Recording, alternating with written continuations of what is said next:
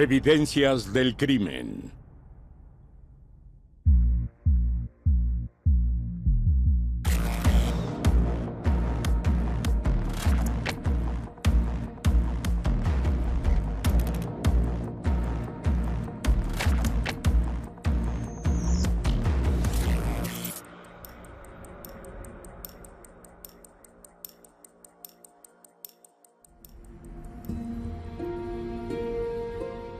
El suplicio de la estudiante. 19 de enero de 2011, en Vernerie-en-Ré, un pequeño pueblo cerca de Loire-Atlantique, en el oeste de Francia. Son las 7 de la mañana y Jessica Perret, de 18 años, se dirige a la escuela. Jessica salió de casa como de costumbre y caminaba por la calle cuando se dio cuenta de un objeto grande que yacía al lado del camino. Cuando se acercó, se dio cuenta de que era una motoneta y supo que era la de su hermana. Pero ¿dónde estaba Leticia? Esa era la pregunta. Llena de pánico, se dio la vuelta y corrió a la casa para buscar a su hermana. Su hermana no estaba allí. Jessica se da cuenta de que su hermana gemela Leticia no volvió a casa la noche anterior. Lo que es algo inusual. Durante los últimos 6 años, las dos niñas han vivido con una familia de acogida, la de Gilles y Michel Patron. Esta última recuerda esa fatídica mañana. Jessica llegó gritando, rápido, rápido. Encontré la motoneta de Leticia. Salté de la cama, me vestí rápidamente y corrimos por la calle. Los 3 fuimos a ver la motoneta. Realmente, es la motoneta de Leticia, la que se encuentra al lado del camino, a solo 50 metros de su casa. Lo más alarmante es que las llaves aún están puestas. Inmediatamente intuyeron que algo estaba mal, pero no tenían idea de qué podía haber sucedido. Primero pensamos que había sucedido un accidente. Tal vez alguien la había golpeado y la habían llevado al hospital. Con la esperanza de encontrar a Leticia, los padres de acogida llaman a todos los hospitales de la región y el teléfono celular de la joven los manda directamente al correo de voz. Entonces Gilles Patron informó sobre la desaparición de Leticia a la policía. 1 hora después, la policía de Pornic llega a la casa de la familia. Comienzan pidiendo información general sobre Leticia Perret. Jessica y Leticia habían tenido una infancia muy difícil en el hogar de sus padres biológicos, por lo que un juez del Tribunal de Menores, después de una evaluación, decidió entregar urgentemente a las 2 gemelas de 13 años a los servicios sociales para que fueran colocadas en una casa de acogida. Comenzaron a reconstruir sus vidas poco a poco en este nuevo hogar que, aunque no era perfecto, era estable y visiblemente cariñoso. Ellas prosperaron ahí. Además, hacía 1 año, Leticia había elegido un camino profesional y había comenzado a estudiar administración de hoteles y restaurantes. Tenía muchos amigos, salía con chicos, parecía estar bien. Leticia, de 18 años, es descrita por sus seres queridos como una joven responsable que siempre respeta las reglas de la familia. Su ausencia durante toda la noche es totalmente inexplicable. Sabíamos que Leticia no bebía ni fumaba. No era alguien que saliera mucho por las noches. No era el tipo de chica que se queda fuera toda la noche, sin avisarle a nadie. Era respetuosa de la autoridad de sus padres adoptivos. Nunca volvía a casa en medio de la noche. Y esta vez no solo no había llegado a casa, sino que no le había avisado a nadie. La mayoría de los casos de jóvenes desaparecidos son casos de fuga, por lo que la policía considera esta posibilidad. Pero Michel Patron, la madre adoptiva de Leticia, no lo cree en absoluto. No tenía ninguna razón para huir. No había problemas serios o conflictos de ningún tipo en casa.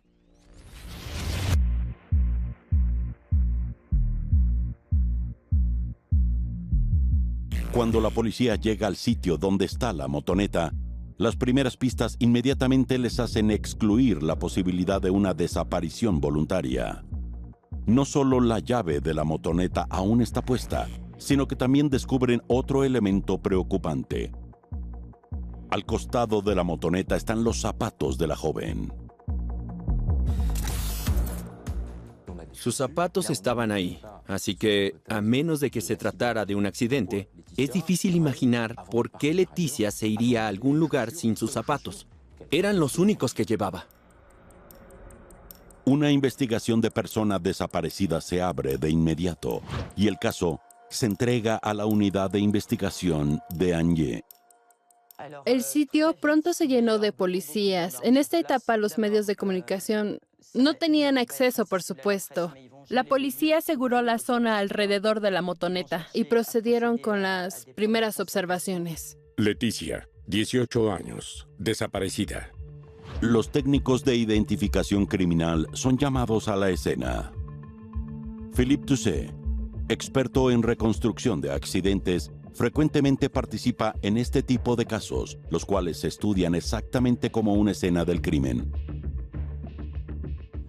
Tomamos fotografías, hicimos bocetos. La ventaja era que estaba en un lugar relativamente tranquilo, por lo que pudimos suponer que la escena no se había contaminado. Los expertos, en primer lugar, intentan explicar cómo fue que la motoneta de Leticia terminó del lado derecho del camino. El vehículo se examina cuidadosamente y pronto se encuentra una pista, rastros de pintura blanca. La motoneta podría haber sido golpeada por un vehículo, lo que habría causado que se cayera, pero al mismo tiempo no podíamos excluir la posibilidad de que un auto la hubiera golpeado antes de esto y que los rastros fueran antiguos. En el camino cerca de la motoneta, los investigadores notan marcas de neumáticos y en el mismo lugar descubren una pequeña muestra de pintura azul.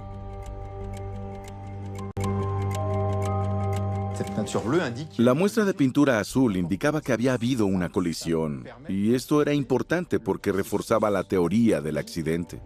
Por lo tanto, la motoneta de Leticia podría haber sido derribada después de la colisión con el vehículo. Los investigadores no encuentran ningún rastro de sangre en la escena. Entonces, a primera vista, esto no indicaba que había sucedido un accidente grave de tráfico, sino algo más. Por eso, desde la tarde del 19, los oficiales estaban convencidos de que estaban tratando con un posible caso de secuestro. El fiscal de Nantes reclasifica el caso de persona desaparecida a secuestro. El juez de instrucción, Pierre-François Martineau, quien está a cargo del caso, rápidamente se da cuenta de la urgencia de la situación. En este caso, comenzó una especie de cuenta regresiva. Era necesario identificar quién había secuestrado a Leticia, quién se la había llevado, con la esperanza de encontrarla sana y salva.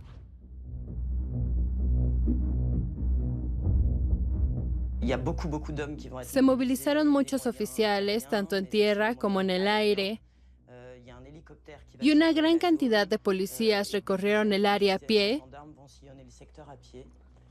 acompañados de perros para tratar de encontrar a la joven. El día después de la desaparición fue un caos. La carretera estaba acordonada por la policía. Había un helicóptero sobrevolando el área. Era una locura. Apenas unas horas después del descubrimiento de la motoneta, se colgaron carteles de búsqueda por todo el pueblo.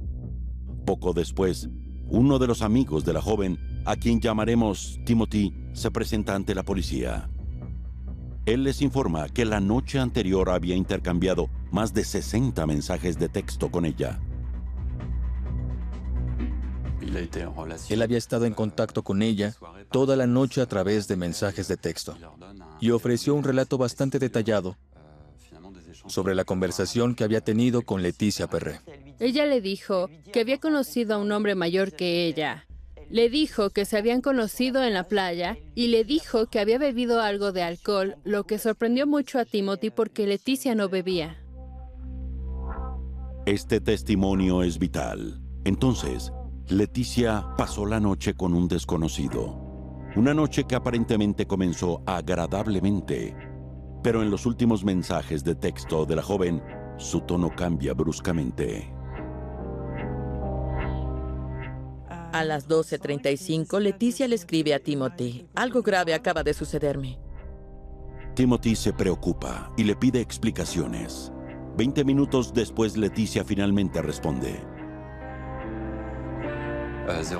A las 12:58, ella le envió un mensaje de texto que decía: me violaron, estoy a 2 kilómetros de mi casa, te llamaré luego. Pero esa es la última vez que Timothy sabe algo de Leticia. Cuando se enteran del contenido del último mensaje de la joven, los oficiales se preocupan más que nunca. La noción de que violaron a Leticia fue obviamente un elemento importante que podría constituir un motivo para secuestrarla, para desaparecerla. Leticia fue víctima de un acto sin consentimiento esa noche, un abuso sexual. Sin duda, fue el blanco del agresor, y tal vez dicho agresor había querido evitar que Leticia le contara a alguien. El desconocido con quien Leticia pasó la noche es obviamente el principal sospechoso del secuestro. Para intentar identificarlo, la policía interroga a los amigos y conocidos de la joven. Como parte de su carrera, Leticia trabaja como camarera en un hotel de Bernerie-en-Retz. Uno de sus colegas, un tal Damián, confirma a los investigadores que la joven estuvo presente en el trabajo la noche anterior. Luego les cuenta un extraño episodio que sucedió cuando salió del hotel. Cuando salió de trabajar, Damián se subió a su motoneta para ir a casa y entonces lo comenzó a seguir un hombre que conducía un Peugeot 106 blanco. El hombre condujo al lado de su motoneta a la misma velocidad durante 5 o 10 minutos. Hasta que Damián se vio obligado a detenerse. En ese momento, el conductor del Peugeot 106 le preguntó dónde estaba Leticia. Damián le dijo que Leticia se había quedado en el hotel y que probablemente estaba conversando con los huéspedes. El conductor del Peugeot 106 blanco dio un brusco giro en U y aceleró, no sin antes decirle a Damián: eso espero por tu bien. Muy interesados por esta información, los investigadores le piden a Damián una descripción del conductor del Peugeot 106 blanco. Este testigo les dio una descripción física del hombre que lo interceptó en el camino. Dijo que el hombre no tenía cejas. Tez muy pálida, pelo negro, bastante robusto. A partir de la descripción de Damián, los investigadores pudieron crear una imagen fotográfica de esta cara.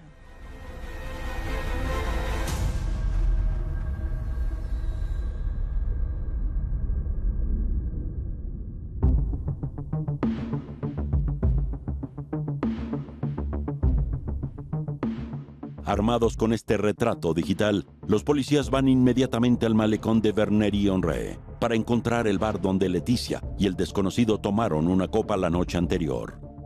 En uno de los primeros bares que visitan, una camarera reconoce al sospechoso.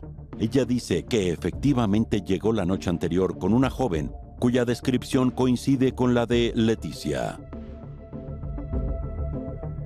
Dice que es un cliente habitual del bar. Su nombre es Tony Mellon.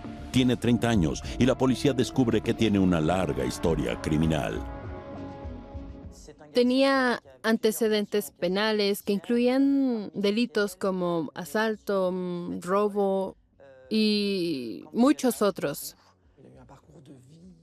En el momento de su arresto, a la edad de 30 años, ya había pasado casi 12 años en prisión.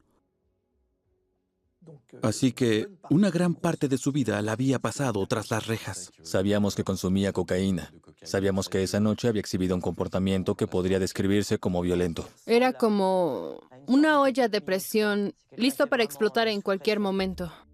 La camarera del bar les dice a los investigadores que el hombre vive en una casa rodante estacionada en el jardín de su prima. Es en un lugar llamado Le Caspo, a pocos kilómetros del lugar donde se encontró la motoneta de Leticia.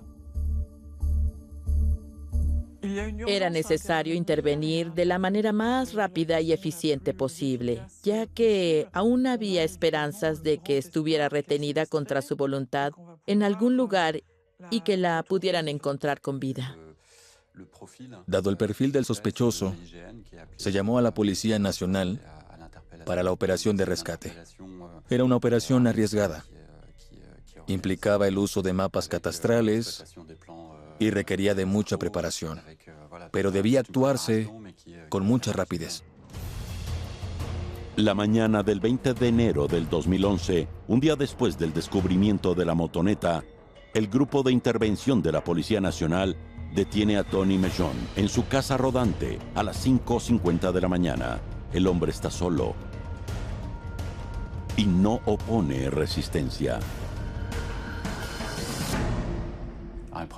Las observaciones iniciales revelaron la ausencia de Leticia Perret, a quien los investigadores todavía esperaban encontrar con vida para poder salvarla.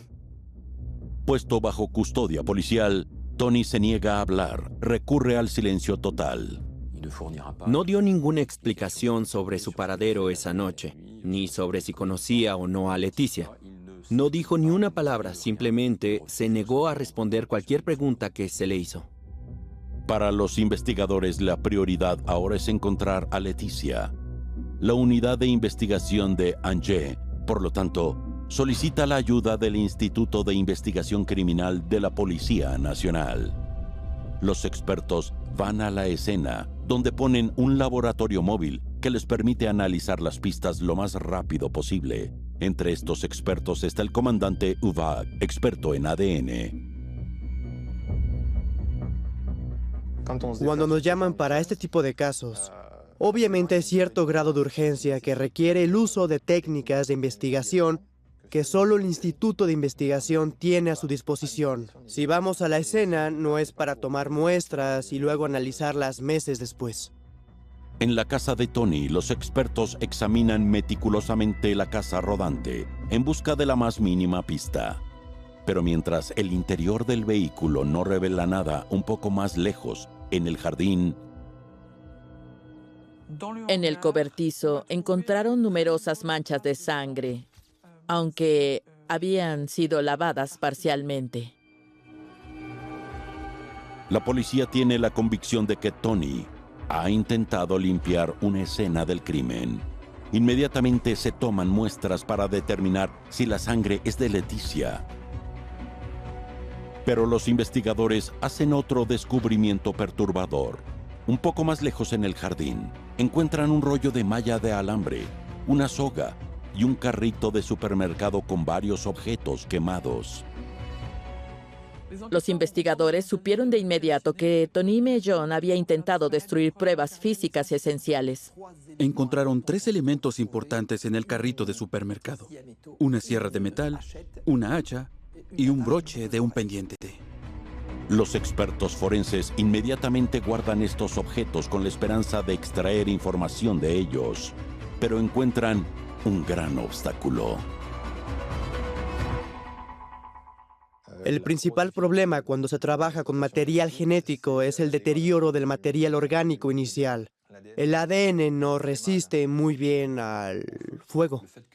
El hecho de que los objetos hayan sido quemados hizo imposible la búsqueda de posibles rastros de ADN, por lo que todo lo que pudieron hacer fue intentar vincular esos objetos con Leticia Perret.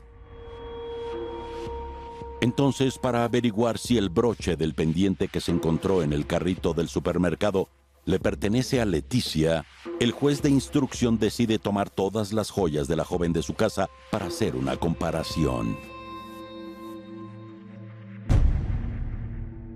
Uno de los pendientes tomados de la casa de Leticia coincidía exactamente con el broche del pendiente que estaba en el carrito de supermercado, por lo que este objeto se pudo vincular directamente con Leticia Perret. Siguió siendo una pista, no era evidencia concluyente, porque no teníamos pruebas de ADN. Luego los expertos examinan el auto que Tony conducía esa noche. Es un Peugeot 106 blanco, cuyo parachoques tiene una mancha color azul.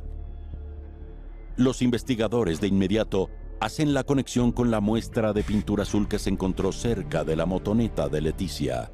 Después de la comparación, la muestra coincide perfectamente con la pintura del parachoques del Peugeot 106. Pero eso no lo es todo. El parachoques del Peugeot también muestra rastros de pintura idéntica a la de la motoneta de Leticia. La pintura de la motoneta estaba en el auto, la pintura del auto estaba en la motoneta. Así que esto nos decía que había existido una interacción entre estos dos vehículos. El maletero del Peugeot 106 contiene rastros visibles de sangre. Las muestras se envían inmediatamente al Instituto de Investigación para analizar el ADN. Estos primeros descubrimientos nos llevaron a suponer que todos estos eventos tenían un resultado mucho más dramático que un simple secuestro. Era una combinación de elementos: la velada con Leticia, los antecedentes penales del sospechoso, los objetos quemados encontrados en el cobertizo, las manchas de sangre encontradas en el auto. Eran todos estos elementos tomados en conjunto lo que nos llevó a suponer, al menos en ese momento, que estábamos tratando con un homicidio o un acto de violencia extrema. Esa misma noche, la noticia sobre la detención de Tony se publica en los medios de comunicación. A pesar de todo, los amigos y familiares de Leticia mantienen la esperanza. ¿Quién la estaba cuidando? ¿Quién le estaba dando de comer? ¿Dónde podría estar? Habían arrestado a alguien y lo único que podía pensar era que ahora iba a tener frío y hambre. No había nadie quien la cuidara. Era lo único que pensaba. En ese momento aún teníamos la esperanza de hallarla con vida. Todo había ocurrido tan rápido, a pesar de que la joven no estaba en la casa del sospechoso donde fue detenido. Mientras no hubiéramos encontrado el cuerpo, podíamos seguir teniendo esperanzas de que estuviera viva.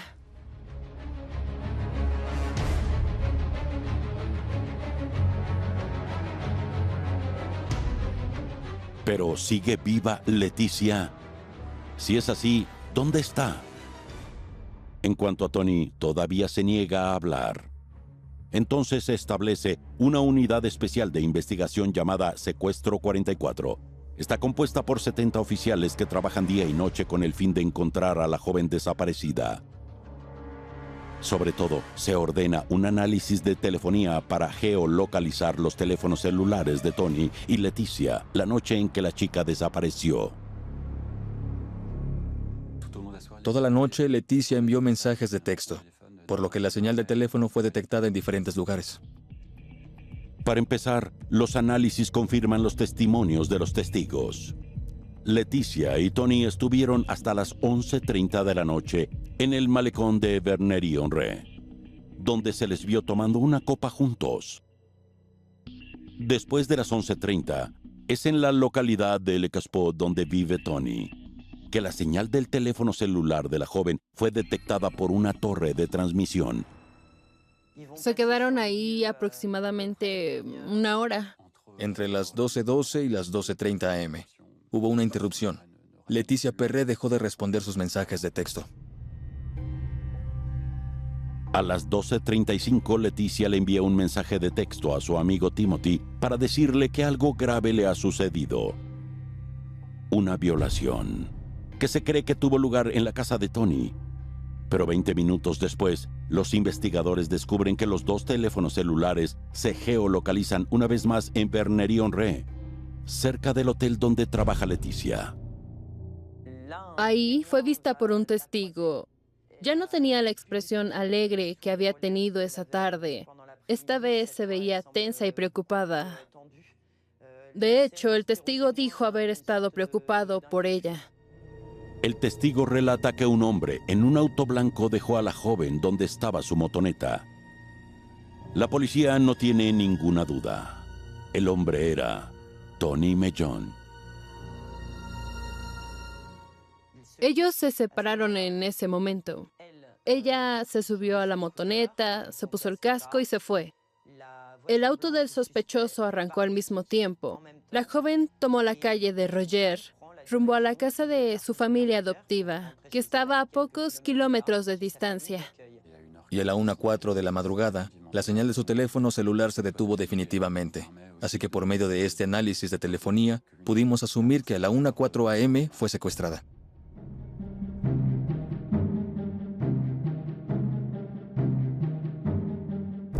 Sabíamos con certeza que Tony Mellon había estado con Leticia. Sabíamos que había ocurrido una colisión entre su auto y la motoneta.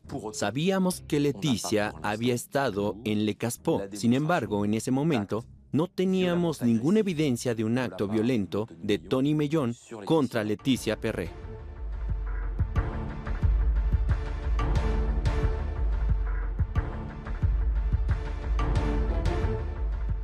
En la unidad de investigación de Angers, los detectives reciben los resultados de ADN de la sangre encontrada en el maletero del automóvil de Tony.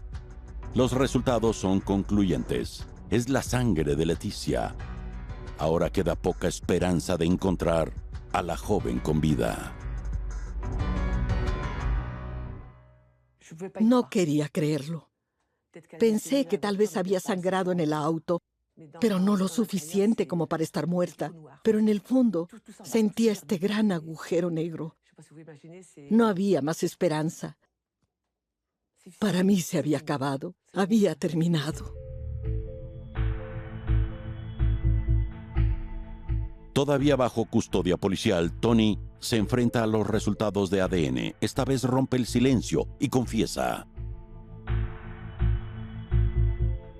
Finalmente admitió que había sido un accidente, un simple accidente de tráfico, dijo.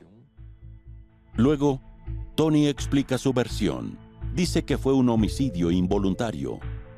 Según su historia, después de haber dejado a Leticia donde estaba su motoneta, vio que había dejado sus guantes en el auto y por lo tanto fue tras ella para devolvérselos. Pero justo cuando iba a alcanzar a la motoneta, Tony afirma que su cigarrillo cayó al suelo del auto. Cuando se estaba agachando para recogerlo, escuchó de repente un fuerte ruido y se dio cuenta de que había golpeado la motoneta de la niña. Dijo que estaba asustado, que no sabía qué hacer. Levantó a Leticia Perret, quien dice que murió instantáneamente, la metió en su auto y arrojó el cuerpo al río desde el puente de Saint-Nazaire. Pierre-François Martineau ordena de inmediato un análisis del accidente para verificar la verosimilitud de esta versión de los hechos. Sin embargo, mientras Tony Mellon afirma que golpeó la parte trasera de la motoneta, los análisis revelan que el auto y la motoneta estaban lado a lado en el momento de la colisión. Había marcas de contacto lateral, por lo que no había habido una colisión como tal. Los vehículos se habían rozado entre sí. Había habido una especie de fricción, pero no chocaron. No hay colisión y por lo tanto no hay ruido. Sin embargo, Tony afirma claramente que escuchó un sonido de colisión. Otra pista resultará útil para los expertos.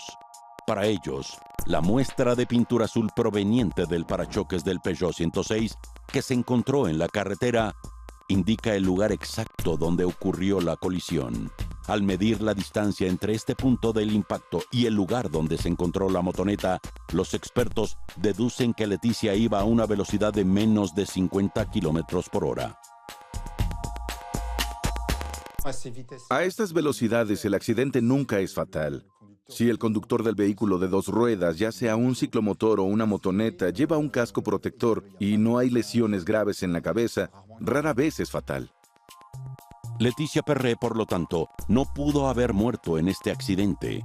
Por otro lado, las marcas de neumáticos encontradas en la carretera indican claramente que el automóvil frenó con fuerza. Una pista crucial para determinar las verdaderas circunstancias del accidente. Ambas ruedas se encuentran en un lado.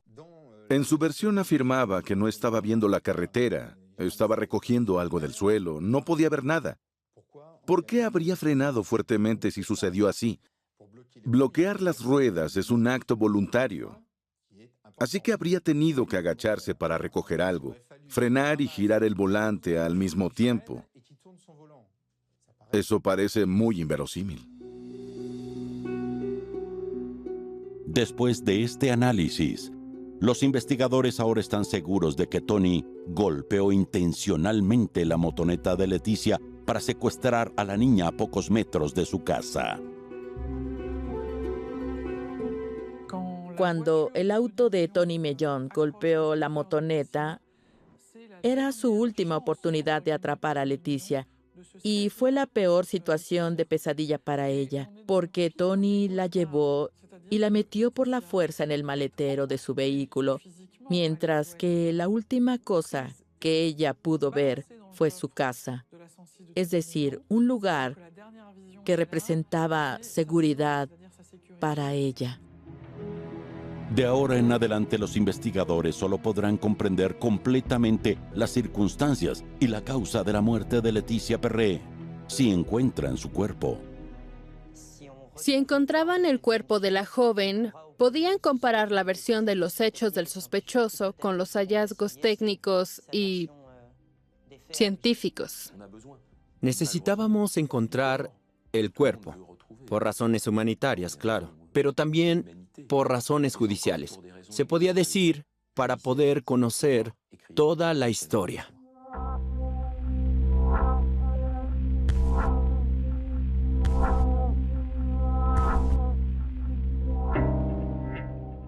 Las búsquedas iniciales para encontrar el cuerpo de Leticia se centran en el sector del puente de Saint-Nazaire, lugar donde Tony afirma haber arrojado el cuerpo al río. Los oficiales examinan las grabaciones de las cámaras de vigilancia instaladas allí. Pero ningún Peugeot 106 blanco se detuvo en el puente entre la noche de la desaparición de la joven y el arresto de Tony. Por lo tanto, el hombre volvió a mentir. Pasan los días y el cuerpo de Leticia sigue sin localizarse. Mientras Tony es acusado de secuestro y encarcelado, el juez de instrucción decide convocarlo para un interrogatorio adicional. Pero una vez en los pasillos del tribunal de Nantes, el sospechoso de repente comienza a cantar. En la canción anunció que nadie le encontraría jamás. Parecía muy orgulloso de sí mismo y sus palabras sorprendieron mucho a los presentes, hasta tal punto que los policías que estaban de pie junto a él lo grabaron. La letra de su canción es escalofriante. En el lugar donde te encuentras, la policía nunca te encontrará. Si solo supieran dónde te he escondido, pero nadie lo sabrá nunca, ni siquiera tus padres. Termina su canción macabra con palabras insoportablemente obscenas. Como gimió, qué buen momento me hizo pasar. 50 años de prisión, qué risa. Se trataba de una niña. Muchos de los investigadores eran padres, por lo que se vieron muy afectados por esto. Estas arrogantes palabras suenan como la confesión de Tony. La Unidad Especial de Investigación Secuestro 44 decide entrevistar a las personas que conocen al sospechoso para averiguar los lugares que frecuenta y poder orientar la búsqueda del cuerpo con mayor precisión. Entonces, la policía obtuvo un dato extremadamente importante de una de las exnovias de Tony Mellon. Les dijo a los investigadores que Tony Mellon a menudo iba a un estanque no lejos de Saint-Nazaire, a orillas del Loire, llamado Le Trou Bleu. El agujero azul era un sitio de pesca popular y Mellon era muy buen pescador. El 1 de febrero del 2011, 14 días después de la desaparición de Leticia, los investigadores de la Unidad de Investigación de Angers van al estanque acompañados de la Unidad Marina de Nantes. Buscar un cuerpo en estas aguas no es algo sencillo. No podían ver nada, tenían que trabajar a ciegas, hasta que uno de ellos sintió lo que parecía ser una especie de malla de alambre. Los buzos descubrieron una especie de red dentro de la cual estaban la cabeza, los brazos y las piernas de un cuerpo. La red de malla de alambre se lleva inmediatamente a la superficie. Un médico forense ya está en el lugar. El médico forense abrió la red y colocó las partes del cuerpo sobre la hierba para tratar de determinar si era cara de Leticia Perret o no.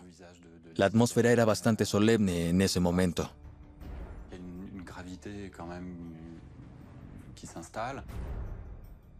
El agua fría del estanque ha conservado las partes del cuerpo y para el médico forense no hay duda al respecto. La cara es la de Leticia Perret.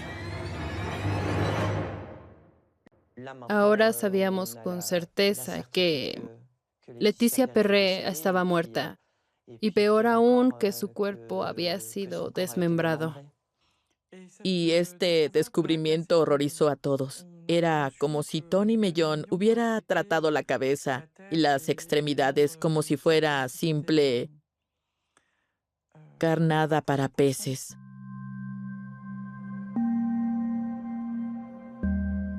No tenía derecho. No tenía derecho a hacer lo que hizo.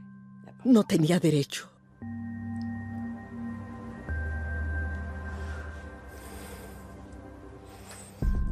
Era una niña tan bonita, tan llena de vida. No se merecía eso.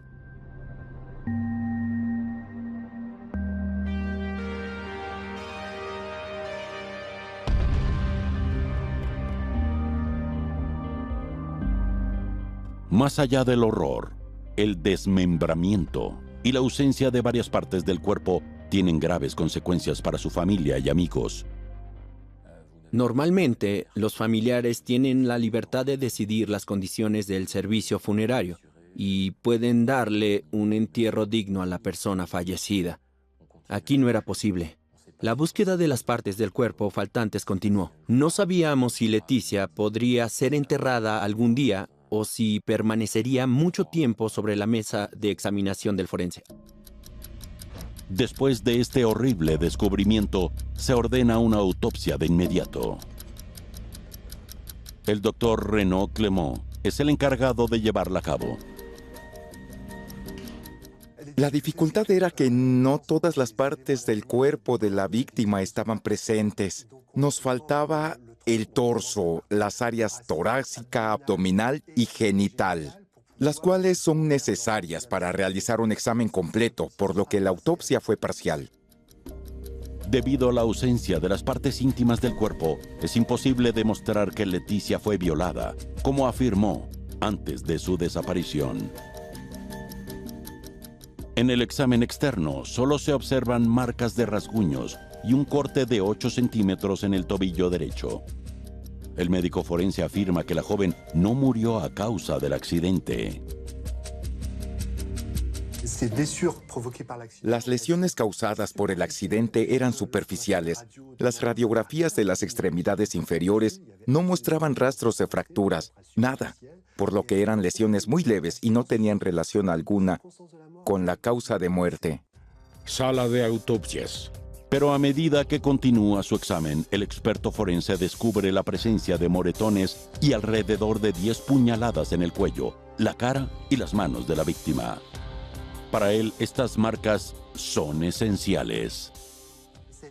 El hecho de que los cortes se encontraran en el interior de la mano indicaba que la víctima había sujetado un objeto afilado durante la lucha, en un intento por detener las puñaladas del agresor. Durante el examen interno, el experto forense hace un terrible descubrimiento que revela que la joven vivió un verdadero calvario. También descubrimos una infiltración hemorrágica en la región del cuello y lesiones en el cartílago del cuello, que indicaban un acto de estrangulación mientras la víctima aún estaba viva. En su informe, el experto concluye que Leticia murió en un intento por defenderse de su atacante. El escenario más probable es que Tony Mellon la atacó, la golpeó y la apuñaló repetidamente con un objeto afilado. El hecho de que haya sujetado este objeto afilado mostraba que por un rato había estado lo suficientemente consciente como para intentar defenderse, protegerse, Luego, en cierto momento, debió haber perdido el conocimiento y fue estrangulada y golpeada mientras ya no estaba en posición de defenderse. Es decir, la golpearon y la estrangularon cuando estaba inconsciente.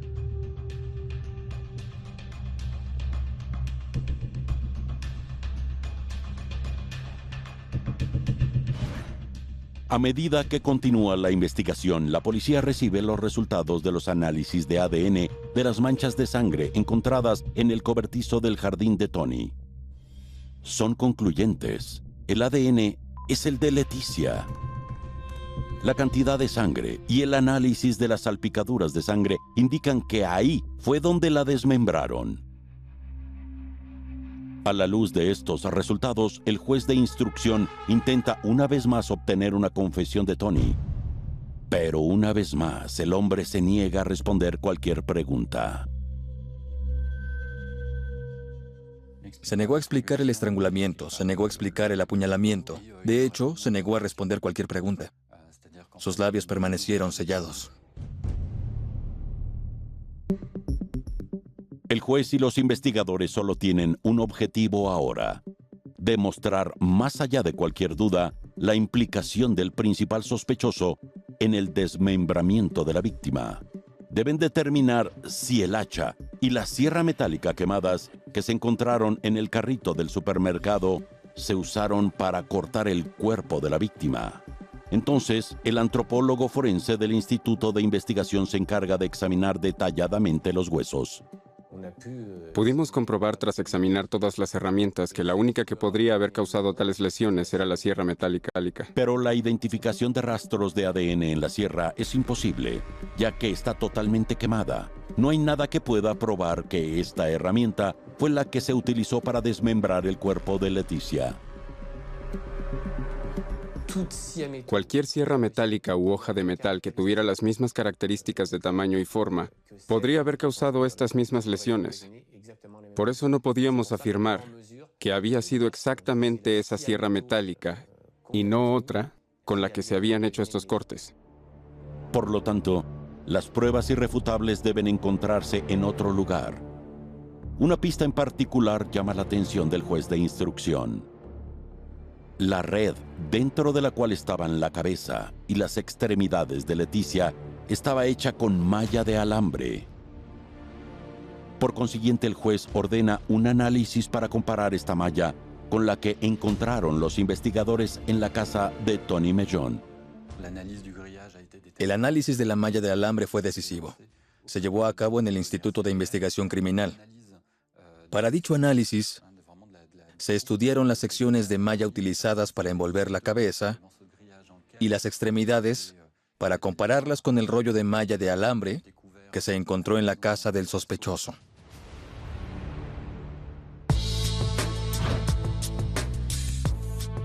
Los investigadores ahora tienen numerosas pruebas que señalan la culpabilidad de Tony, pero todavía carecen de un elemento vital: su huella genética. En otras palabras, su ADN. El comandante Uvak, experto en ADN, decide reexaminar todas las muestras tomadas de la víctima durante la autopsia, y particularmente las de la boca, porque el experto tiene una intuición. En este caso particular, la víctima había potencialmente sufrido una agresión sexual, por lo que era pertinente tomar una muestra de su cavidad bucal con el fin de buscar rastros de esperma. Los resultados del análisis son negativos, pero el experto no se rinde. Decide utilizar un método alternativo para detectar la presencia de esperma, y esta vez la prueba resulta positiva.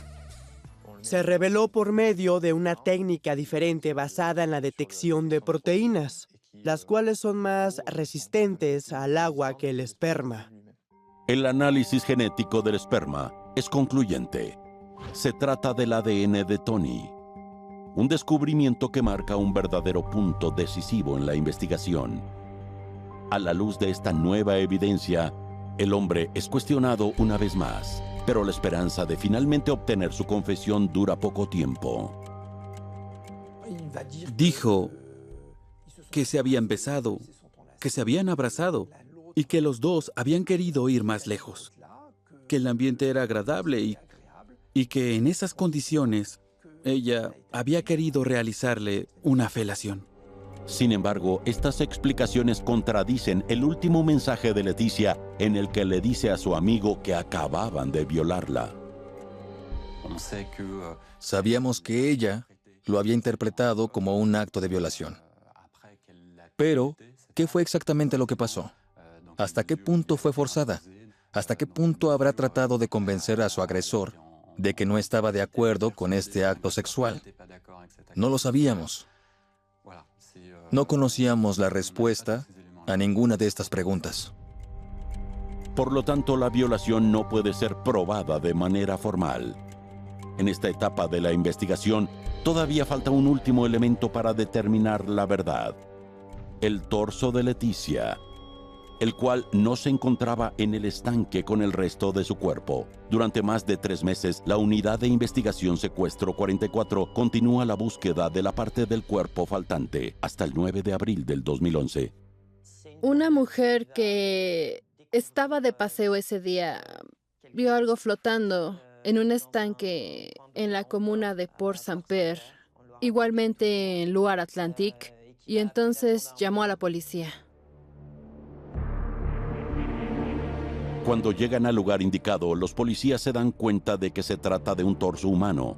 La Brigada Fluvial de Nantes descubre que está rodeado por una soga y atado a un bloque de cemento de 26 kilos.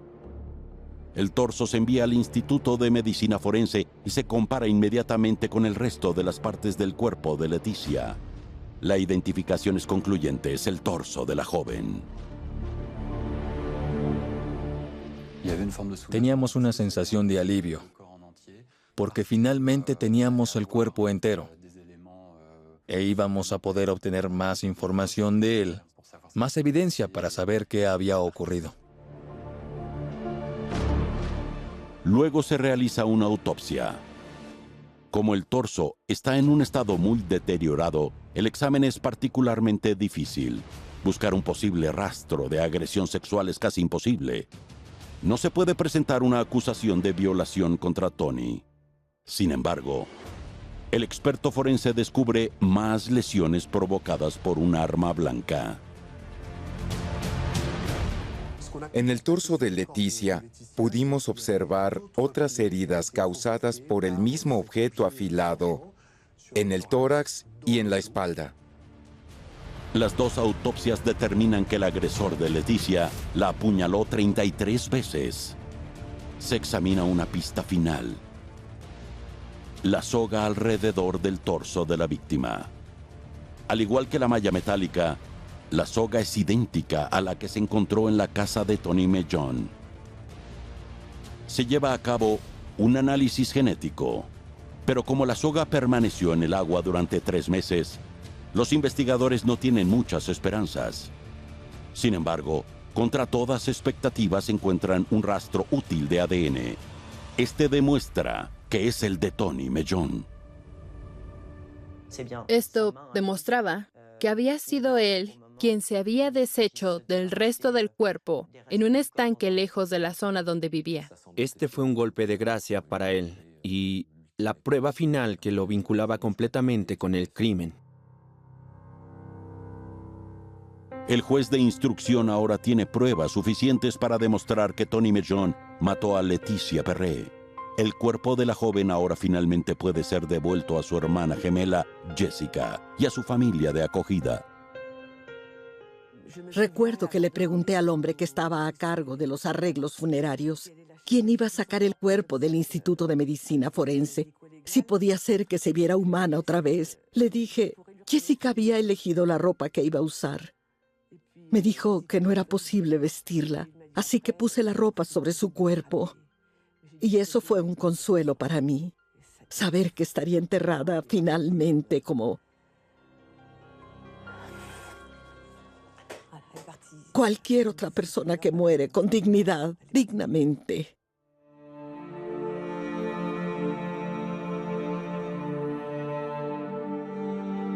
El 25 de junio del 2011, 5 meses después de su muerte, Leticia Perret, de 18 años, Es enterrada en Bernier-en-Retz y su funeral conmueve a todo el país. Leticia personificaba a todas las jóvenes de Francia. A todas las jóvenes de Francia a punto de entrar a la adultez. Simbolizó la víctima inocente que se cruza en el camino de un depredador peligroso.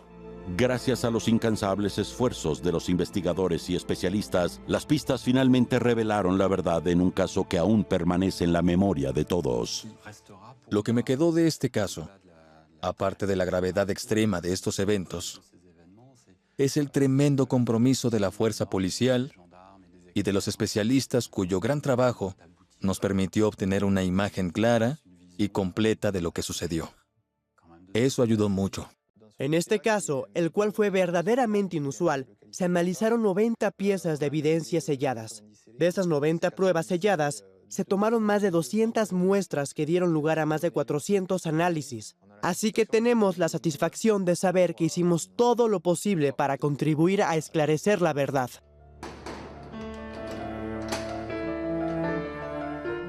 En cuanto a Tony Mellon, es declarado culpable, pero nunca confiesa el atroz asesinato de Leticia Perret.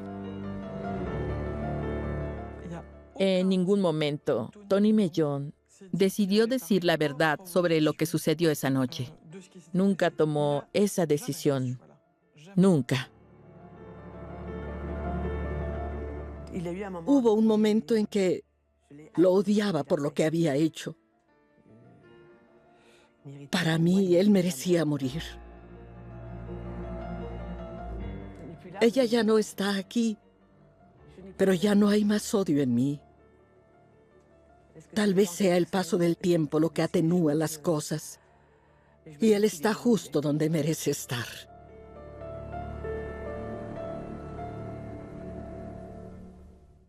En 2013, Tony Mellon fue condenado a cadena perpetua, con un periodo de seguridad de 22 años. En 2015, se confirmó esta condena en apelación.